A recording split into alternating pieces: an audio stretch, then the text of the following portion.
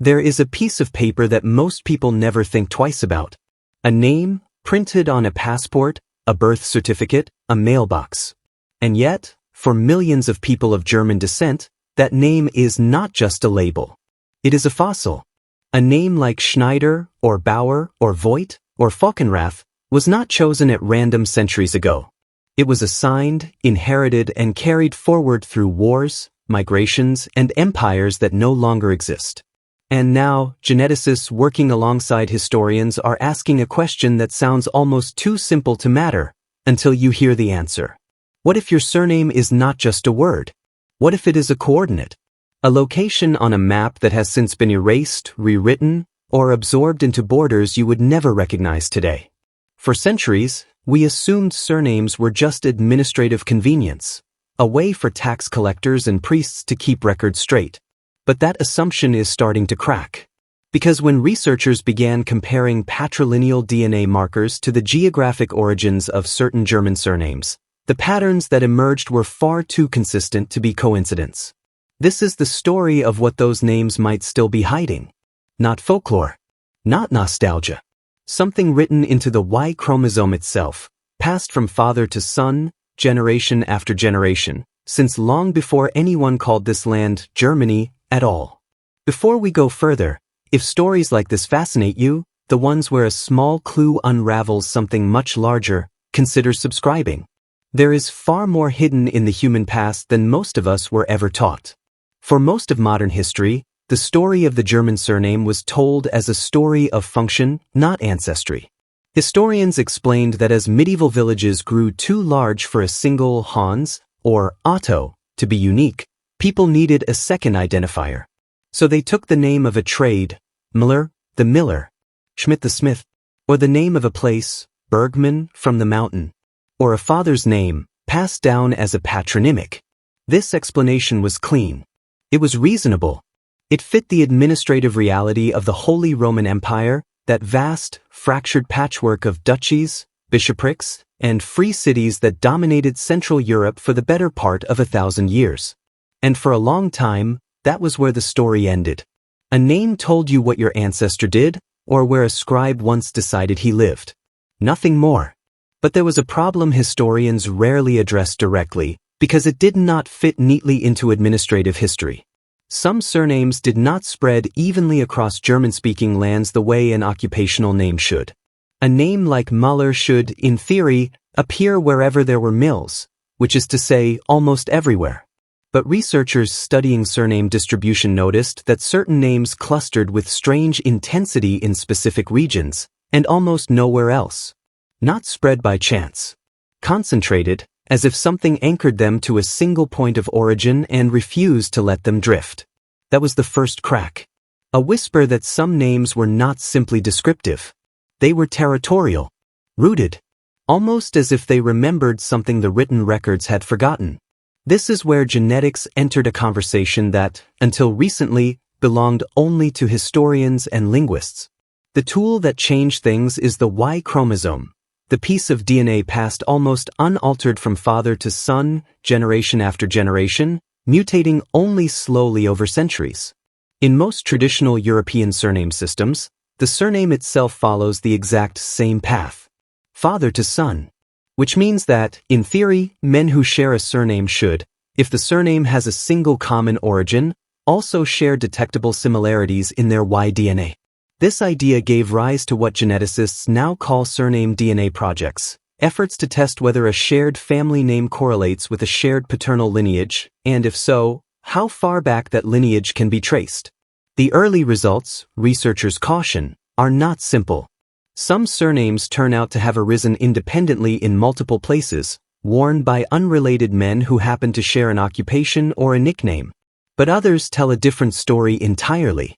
For a number of surnames tied to specific German regions, from the Rhineland to Saxony, from the Alpine foothills to the Old Hanseatic North, Y-DNA analysis has revealed patrilineal clusters that are difficult to explain by coincidence alone.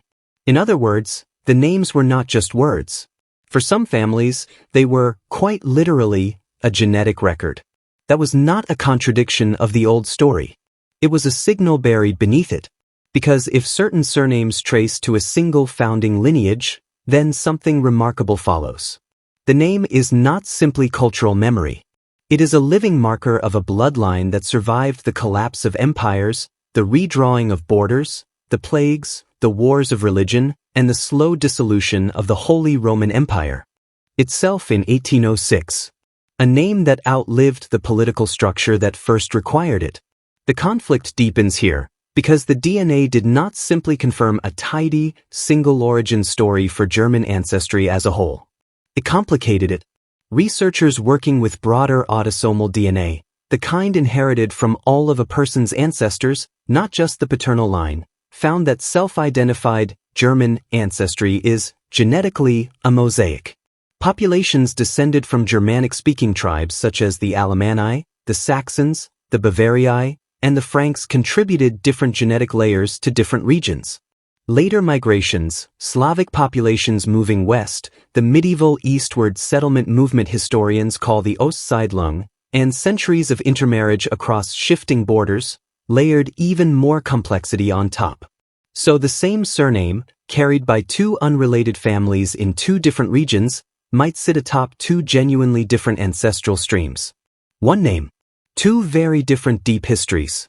This is where the investigation opens into real possibility, and where scientists remain careful not to declare a single answer too soon.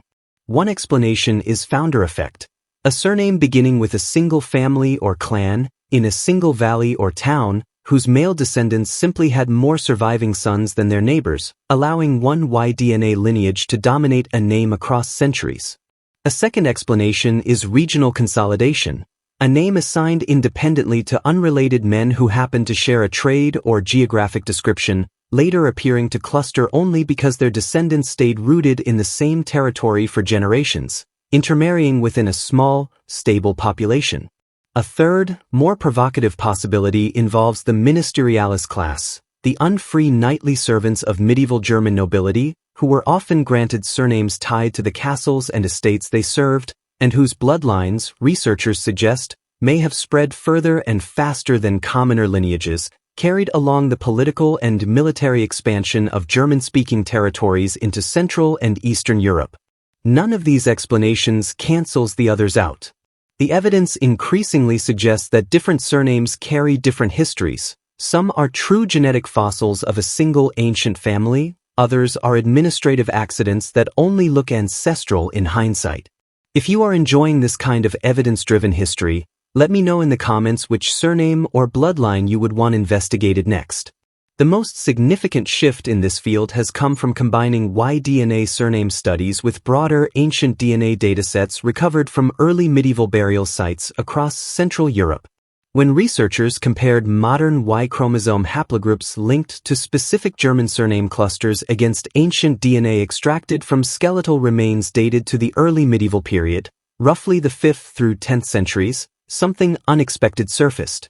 Certain haplogroup signatures associated with specific regional surname clusters appeared to align, cautiously, with lineages present in that same region over 1,000 years earlier, well before those surnames were ever formally recorded.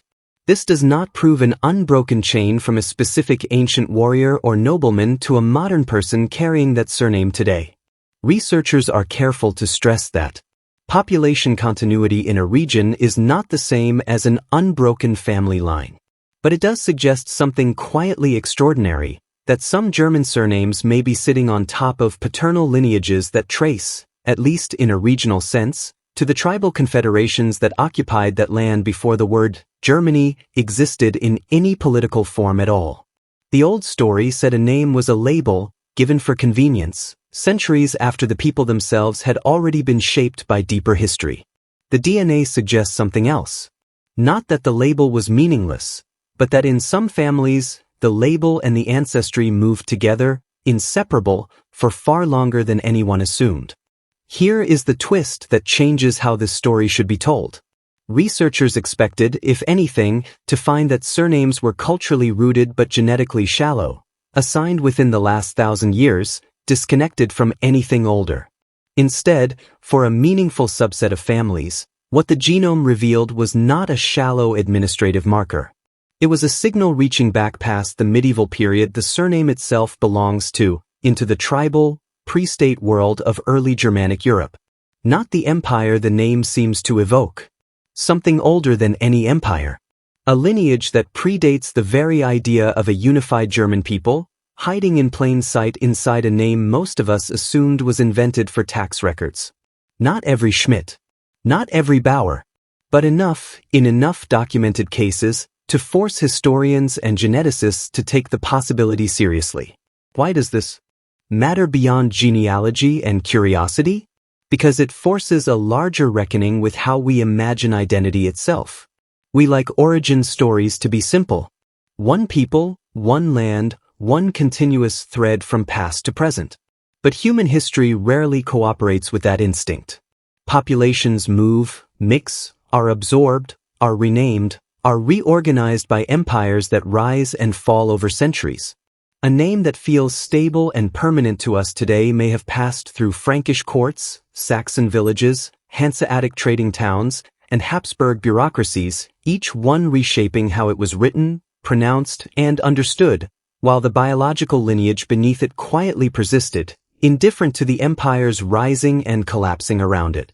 Picture, for a moment, the world these names were born into. Dense oak forests stretching across the Central European lowlands, broken by the smoke of iron forges and the bells of Romanesque churches. Rivers like the Rhine and the Elbe serving not as borders but as highways, carrying merchants, soldiers, and refugees between fortified towns whose names still echo in the surnames carried today. Winters that could bury a village for months. Harvests that decided whether a bloodline survived the year at all. In that world, a surname was not bureaucracy. It was survival, a signal of belonging, protection, and lineage in a landscape with no guarantee of permanence. It is easy to forget, standing in the modern world with a name printed neatly on a document, that the name itself is a survivor. It endured plagues that erased entire villages. It endured the 30 Years' War, one of the most devastating conflicts in European history, which killed an estimated third of the population in some German territories. It endured mass migration, industrialization, 2 world wars, and the redrawing of borders that scattered families across new nations entirely. And in some documented cases, the Y-DNA carried alongside that name endured as well, a quiet, biological echo of everything the name has already survived. So when someone asks whether a German surname can reveal a hidden ancestral bloodline, the honest answer is layered, the way most real scientific answers are. For some families, genetic evidence increasingly supports the idea that a shared surname reflects a genuinely shared, deep paternal lineage, one that may reach back further than the written record itself. For others, the same surname may represent nothing more than administrative coincidence, 2 unrelated families who happen to share a trade or a village description centuries ago. The map is still incomplete. Researchers continue expanding ancient DNA databases, refining haplogroup resolution, and comparing surname distributions against ever larger genetic panels. What is already clear is enough to unsettle the old assumption that a name is only ever a word. Perhaps that is the deeper truth this research keeps circling back to. We assume our identities are things we choose, or things assigned to us by circumstance. But some identities were written into us long before anyone thought to ask the question, carried silently, father to son, through 1,000 years of history most of us will never fully recover. The empire that shaped those names is gone. The borders have moved a dozen times since. But somewhere, in the quiet architecture of a single chromosome, a signal from that vanished world may still be waiting to be read. If this is the kind of history that stays with you, the kind that turns a name on a passport into a 1,000-year mystery, subscribe, because there is always another buried thread waiting to be followed.